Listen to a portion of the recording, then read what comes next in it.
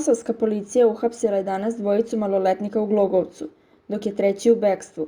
Kako su naveli, tuča koja se desila u blizini srednje škole u Pokleku, klan Kosova, javlja se da je u incidentu jedan mladić ubodan u vrat.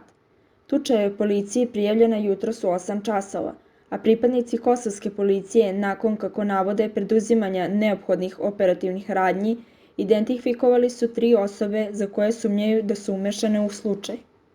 Dvojica 16-godišnjaka sa istim inicijalima uhapšena su dok je treći u bekstvu, a istraga se, kako je precizirala, za sada vodi u pravcu 2 krivična dela: ubistvo u pokušaju i neovlašćeno posjedovanje, kontrola ili držanje oružja. Uhapšenima je određena mera 20-časovnog zadržavanja, a povređenima je ukazana medicinska pomoć. Kosovska policija nije saopštila broj povređenih, kao ni vrste povreda. Prištinski klan Kosova prenosi, pozivajući se na potvrdu iz kliničkog centra, da je u incidentu jedan mladić zadobio ubodnu ranu u predelu vrata, ali i da je njegovo stanje stabilno.